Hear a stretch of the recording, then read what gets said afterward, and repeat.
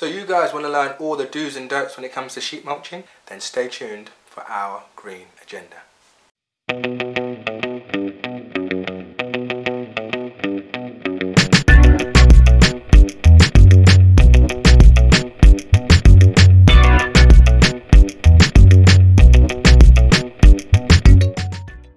Welcome back all.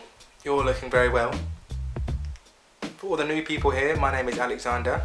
So, sheep mulching, not sheep mulching. Oh, the amount of times I've had to say that to people. It's like sheep, sheet mulching, like bed sheet. In fact, do you want to hear my sheep impression?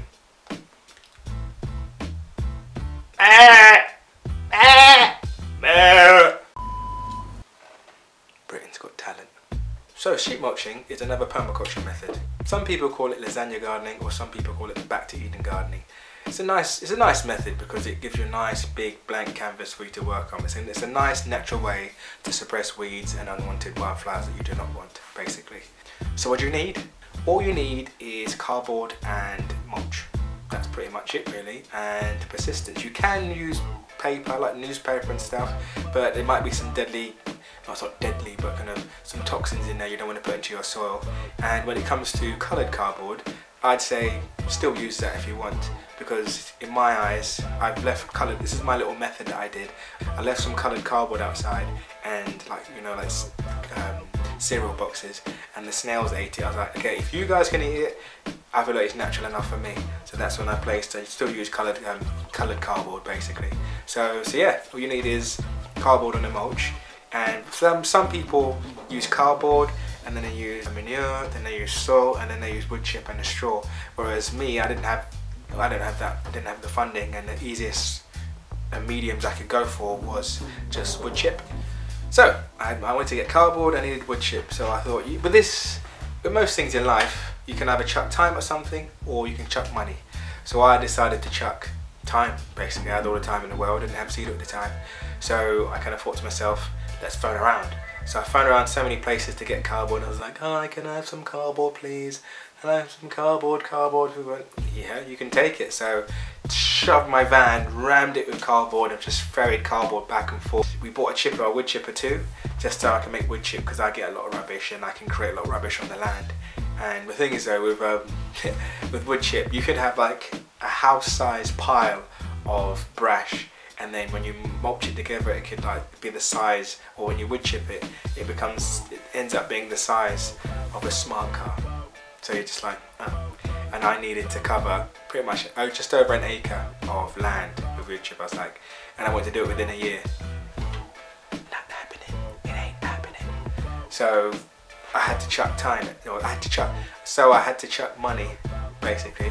So I decided to buy these massive rolls of cardboard.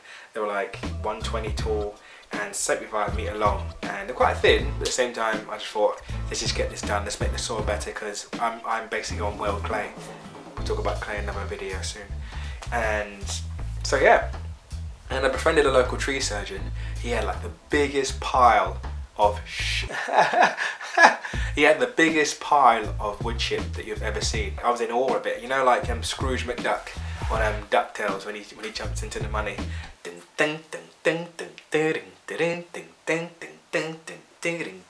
Life is like a hurricane. But what the tree surgeon didn't tell me is that when I went to see this pile of wood chip, it was around winter time. So everything's gone to sleep. Pretty much most wildflowers are kind of just dead, not dead, most wildflowers have gone to sleep. So I saw this massive pile of wood chip, and he had that there for a long time. So obviously inside it's kind of decomposing inside, and all these wildflowers have flown their seeds around. Thistles, willow herb, bay willow herb, Senecio groundsel, you name it, have dropped all their little seeds and dotted around on this massive pile of wood chip. But I couldn't see them at the time because they were all gone to sleep. So I just saw the pile and thought, yes, I have it please. And took it to the land, and we were laying the wood chip down, managed to get it done.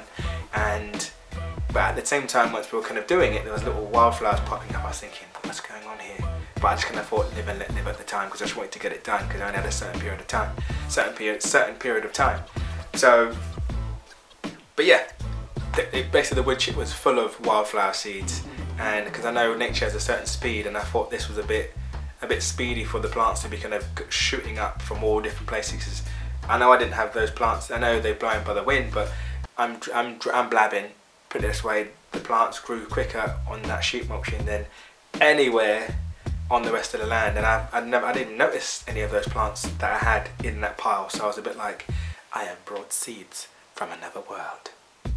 But yes, I'm not gonna lie, I was annoyed because I thought to myself, I just want to make a nice blank canvas, and yet I've just made home for all these wildflower seeds. I essentially created a meadow, and I was just like, oh, because long story short, we wanted a woodland, but we'll talk about that again in the future.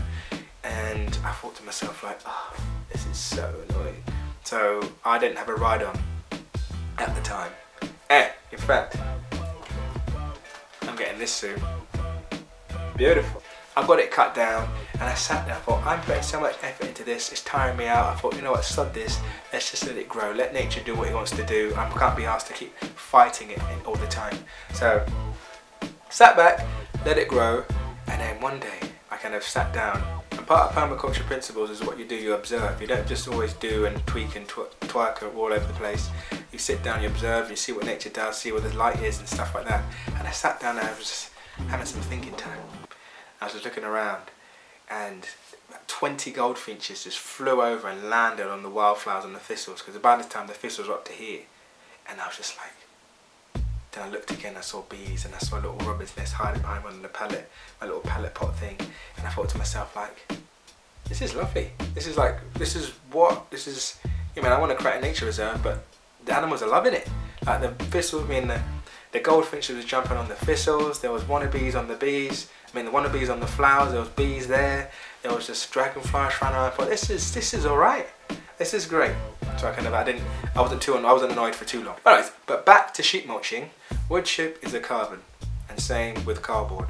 So you think to yourself like, oh, so a lot of people say like, oh, but if you put wood chip on soil, it will kind of absorb all the nutrients. Whereas the thing is, wood chip needs a lot of nitrogen to kind of decompose. That's why it's seen as a bad thing when it comes to kind of mix it in. That's what I'm saying, mixing it in. If you don't mix it in, then it's fine, because for example, when you've got a nice layer of cardboard and then you put the wood chip on, it will bring the worms up, and then what the worms will do, and take little small pockets, keep eating, and then create like a nice vermicompost type poo in the layer where you want it basically, and then they aerate the soil around there. Does that make sense? Because I know there was a lot of snails. I know there were a lot of worms there because I kept seeing molehills, but since I put the sheep mulching in, I feel like the worm numbers have like doubled since basically. It wasn't just the worms that broke down the wood chip, it was the mycelium too. And again, we'll talk about mycelium in another video. Nature's phone, isn't it? Nature's communications. I like doing that. I'm not very good at it. But if I strobe. Oh! A worm fact for you. 1 acre of poor soil can support 250,000 worms. But an acre of well-managed soil, i.e.